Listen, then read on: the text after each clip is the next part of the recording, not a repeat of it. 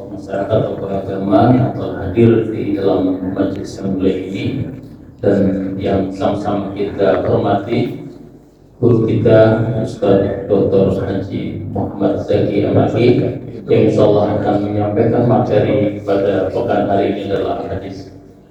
Jemaah rahmatullah, pada hari ini 11 Januari 2026 bertepatan pada tanggal 22 Rajab 1447 Hijriah.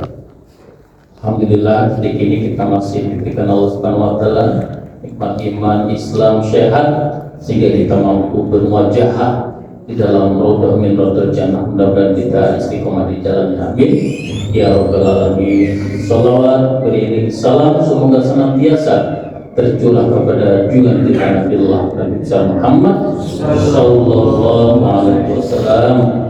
Mudah-mudahan kita diakui sebagai umatnya dan mendapatkan syafaatnya, amin ya rabbal alamin. Jamaah syukur rahimahullah, untuk mendapatkan keberkahan dari Allah Subhanahu wa taala. Sebelum acara kajian kita mulai, mari kita sama-sama membaca kalimat basmalah. Bismillahirrahmanirrahim. Kepada Ustaz Zaki.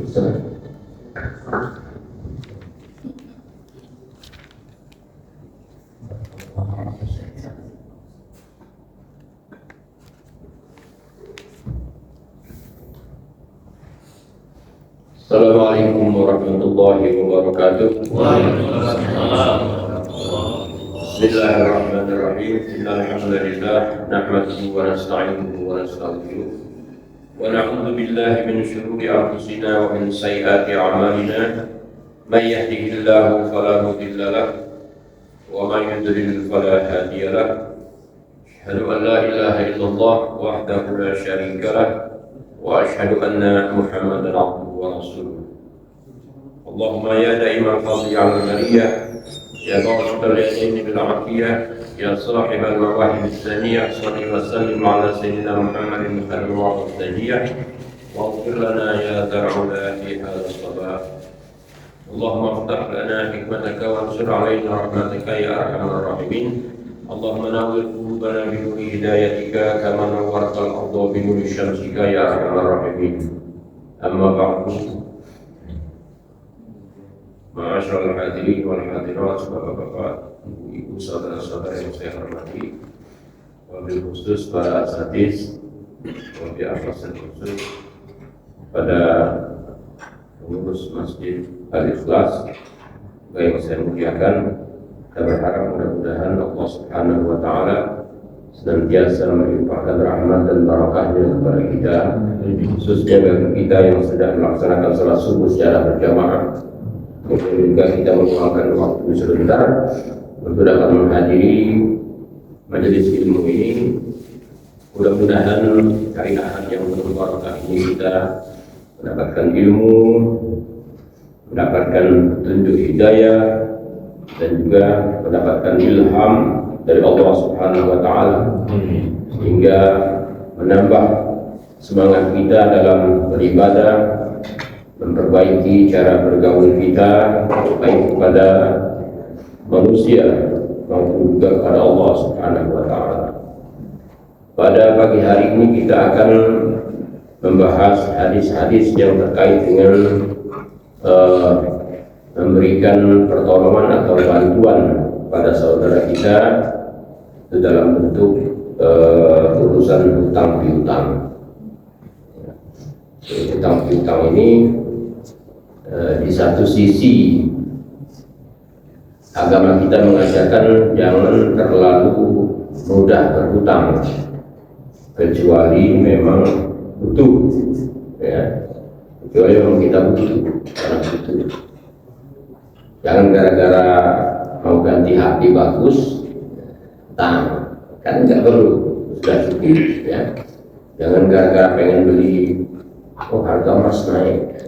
Kita orang yang sebenarnya penghasilan tidak begitu besar, pengen jual untuk menyimpan emas, maka minjem duit emas misalnya.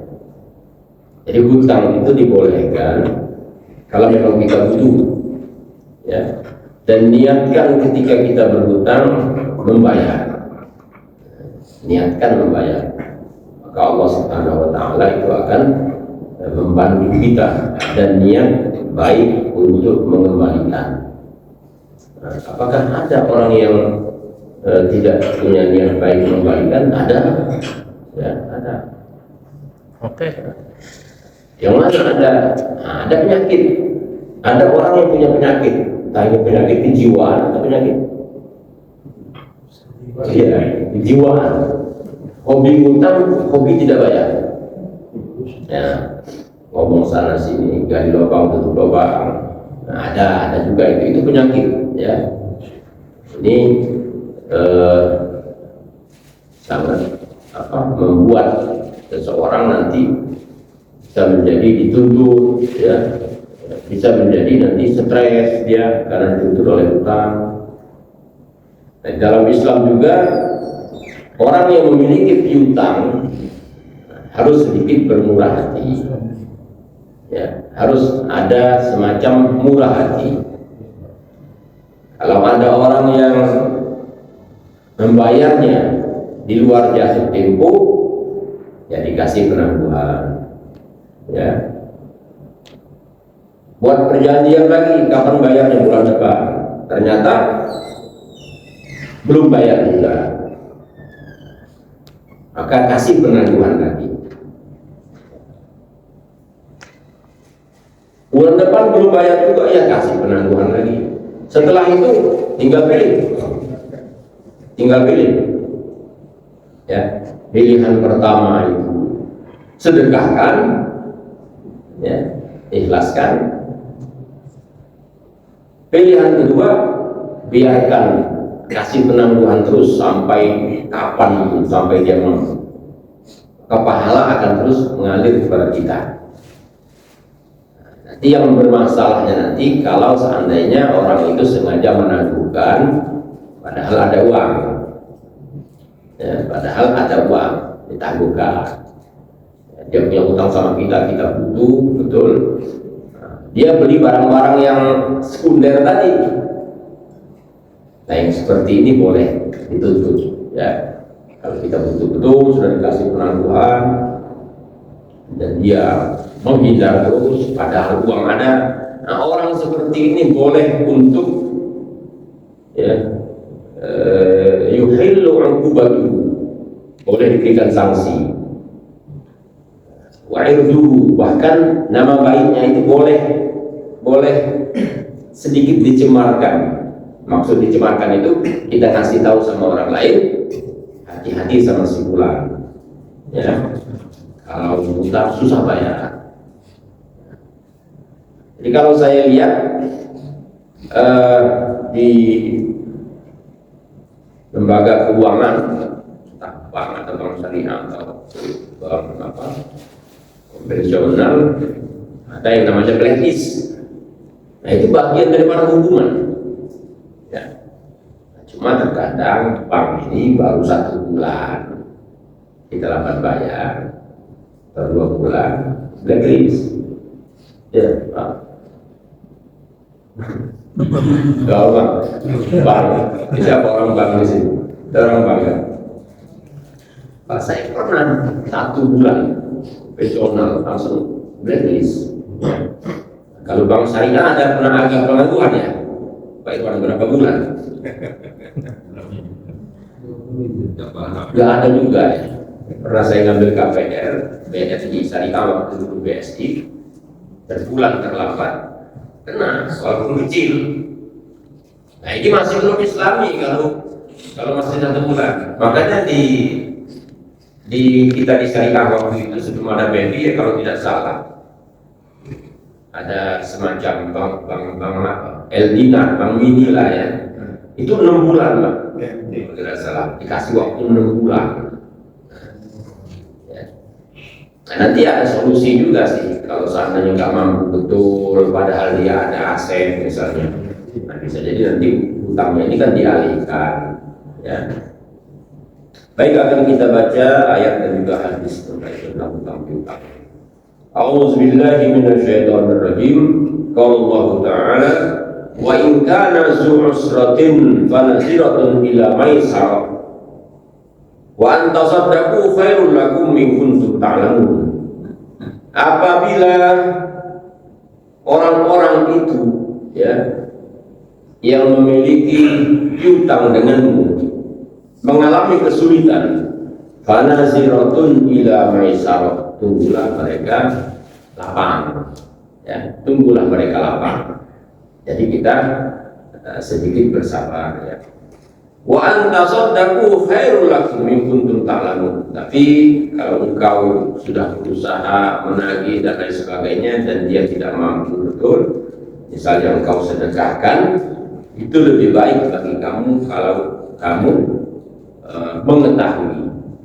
Nah, jadi menyedekahkan di sini sifatnya sunnah. Sedangkan memberi penangguhan menurut sebagian ulama wajib berdasarkan ayat ini. Ya. Wa in kana zu usratin fanaziratun ila maisarah. Di sini ada semacam perintah. Kalau ada orang masih kesulitan, berikan dia penangguhan. Ini ada yang mengatakan wajib memberikan penangguhan, jangan memaksa. Ya.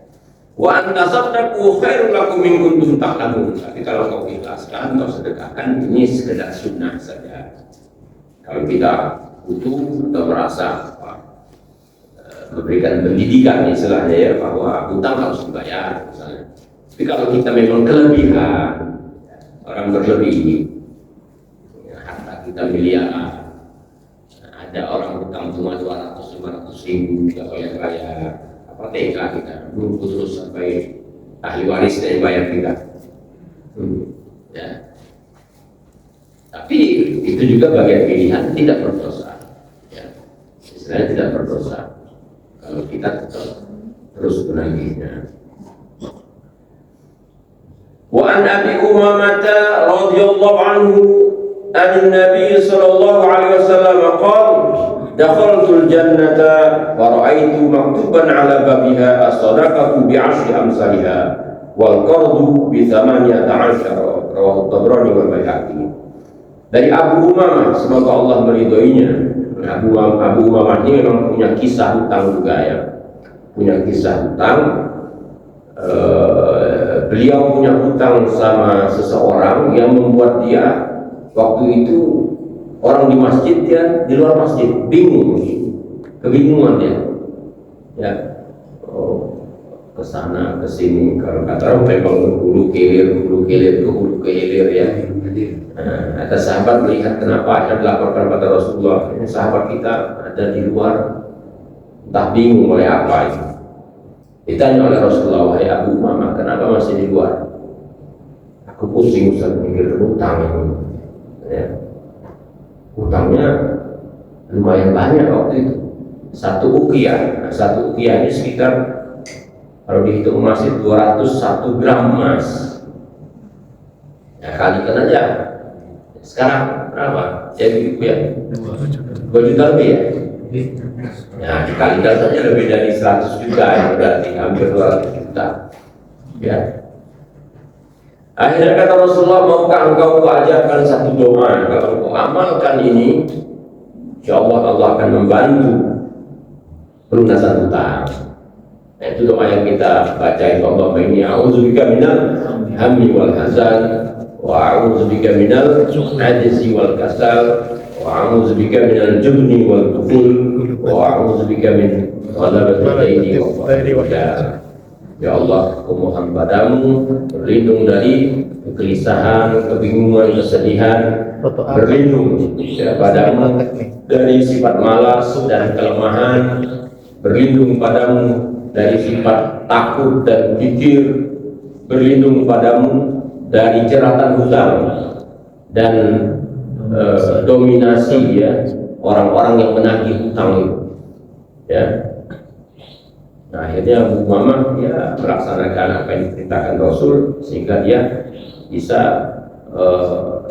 melunasi hutangnya. Ya. Bahkan ya, ada cerita lucu juga, sahabat Mu'az bin Jabal itu pernah ngumpet Pak ditagih hutang. Bahkan tidak Jumatan. Masya Allah. Alhamdulillah, ini bukan mengungkap aib sahabat ya, tapi sahabat kan manusia juga ya, manusia yang mulia. juga diceritakan dalam riwayatnya. Ya, dia hutang itu ada yang mengatakan sama orang Yahudi. Ya. Akhirnya sebenarnya belum waktunya atau sudah waktunya ditagih. Kebetulan memang Mu'az ini terkenal waktu itu banyak hutang, ya. Sehingga dalam hadis lain Rasulullah pernah menahan hak Mu'az. Mu'az bin Jabal ini punya haknya bisa jadi mungkin hak ghanimah atau hak zakat atau hak apa ya. Kata Rasulullah, tahan hartanya Mu'az, jangan kasihkan dia. Kenapa? Dia banyak hutang. Kita lunasi hutang dulu pakai uang dia. Kalau sudah dikasihkan ke dia, mungkin dia lupa untuk bayar hutang. Ya. Jadi Mu'az bin Jabal waktu itu ditagih, dia yang ngumpet, ya. Ngumpet sehingga tidak Jumatan, karena ditunggu terus tuh oleh orang yang punya hutang kan. Makanya bisa jadi yang menunggu itu juga kan orang-orang Yahudi kan. Sholat Jumat ya, ditunggunya. Akhirnya Rasulullah bertanya juga. Ya, Rasulullah itu kan kalau sahabat nggak hadir itu ditanya, lihat tuh ini mana, tahu dia. Akhirnya kata Mu'az, ya Rasulullah, aku punya hutang. Ya, tapi jangan sampai nyumpet tidak sholat Jumat. Ya. Ini menurut riwayat. Nah, Abu Umamah meriwayatkan sebuah hadis dari Nabi bahwa Nabi SAW bersabda, "Dakhaltul jannata fara'aitu maktuban 'ala babiha as-shadaqatu bi asyri amsalihha." Aku masuk surga dan aku lihat di pintu surga itu tertulis kalimat as-shadaqatu bi asyri amsalihha, sedekah itu pahalanya 10 kali lipat. Ada ganjaran pahala kita bersedekah 10 kali lipat. Wal qardu bi 18 qardu, pinjaman, ya, atau yang sering kita sebut qardul hasan, pinjaman yang baik, pinjaman yang bisa dikatakan lunak. Tapi kalau lunak itu masih ada bunga juga ya. Pinjaman yang baiklah tanpa bunga, satu-satunya produk yang tidak ada di bank syariah maupun juga di BMT. Tapi dulu pernah ada, lagi semangatnya kaum muslimin buka-buka BMT, entah Muhammadiyah, entah NU atau organisasi lain, ada qardul hasan itu. Tapi ya ini tadi, ya, membuat bangkrut. Uang dipinjamkan nggak kembali, ya. Nah, jadi kalau kita tanya BMT yang ada ini, ada nggak sekarang qardul hasan? Hampir tidak ada. Ya Pak Iwan tadi, hampir tidak ada. Dia minjem tanpa macam-macam, ya, tanpa agunan, tanpa apa. Taruhlah mungkin ada agunan, tapi tidak ada nilai lebihnya misalnya, ya, hampir tidak ada. Sedangkan hutang itu atau memberikan orang hutangan, pahalanya bisa niata 18 kali. Ketika Rasulullah bertanya ya kepada Jibril, kenapa bisa demikian? Maka Jibril di atas wahyu Allah Subhanahu wa taala menjawab, kalau orang yang diberi sedekah belum tentu dia itu butuh, bisa jadi tidak butuh, ya. Bisa jadi dia tidak butuh, bisa jadi butuh. Tetapi kalau ada orang yang datang mau pinjam uang, sudah jelas dia butuh, ya.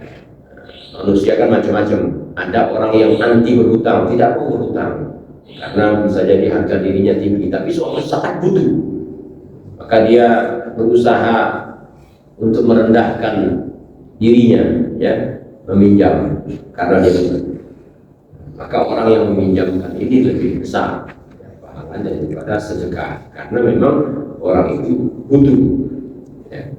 Bagaimana kalau meminjamkan uang orang itu sebenarnya nggak butuh, cuma ya itu tadi untuk ganti aksesoris saja, ya.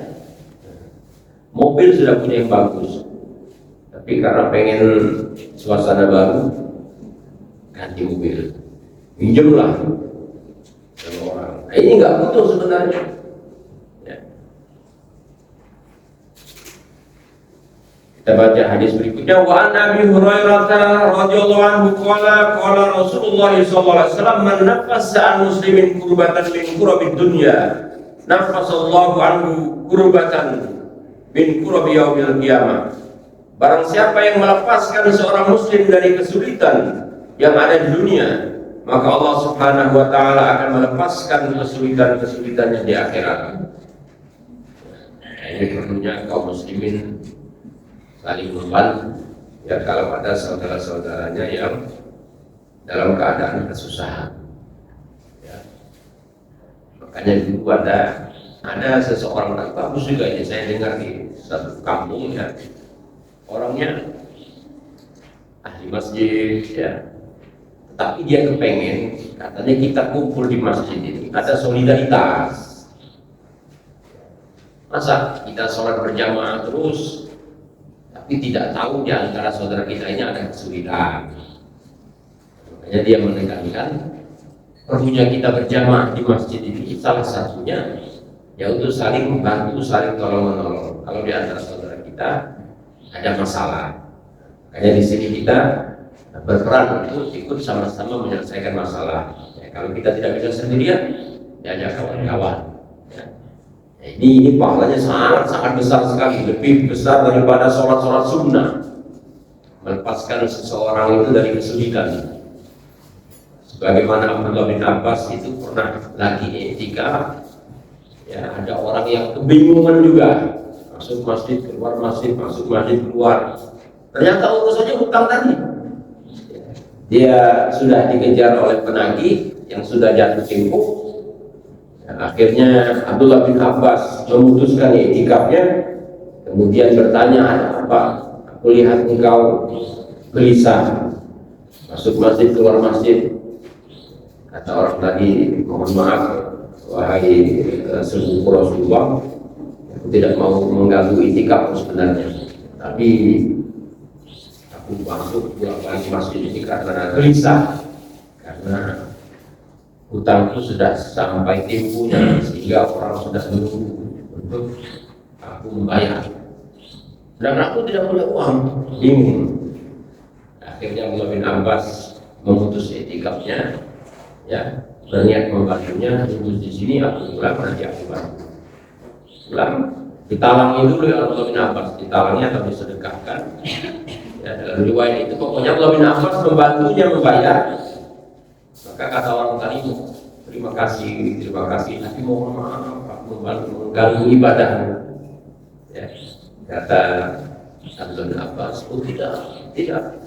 Nabi sudah pernah mengajarkan bahwa, ya, barang siapa yang melepaskan seseorang dari kesulitan itu lebih besar pahalanya daripada iktikaf 40 hari.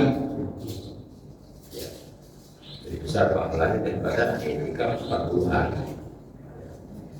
Wa man yassara 'ala mu'sirin fid dunya yassarallahu 'alaihi fid dunya wal akhirah. Barang siapa yang mempermudah urusan atau kesulitan seseorang di dunia, maka Allah Subhanahu wa taala akan mempermudah urusannya di akhirat. Ya. Jadi kalau bisa dipermudah, kenapa dipersulit? Nah, bukan kenapa kalau bisa dipersulit, kenapa dipermudah? Dari dibalik, ya. Kalau bisa dipermudah, kenapa dipersulit? Jadi kalau ada orang yang suka memudahkan urusan, insya Allah dia juga akan dimudahkan. Ya, akan dimudahkan. Wa man satara 'ala muslimin fid dunya satara alaihi fid dunya wal akhirah. Barang siapa yang menutup aib seorang muslim di dunia, maka Allah pun akan menutup aibnya di akhirat. Ya. Jadi aib seorang muslim hukum asalnya tidak boleh untuk dibuka. Ya. Tapi nanti ada pada tempat-tempat tertentu boleh dibuka, tapi hukum asalnya tidak boleh. Ya. Kita akan lihat kapan kita boleh membuka aib seorang muslim. Kalau di situ ada kemaslahatan, Misalnya ada orang yang sedang berkasus, kasus mungkin ya masalah utang piutang atau juga kasus suami istri yang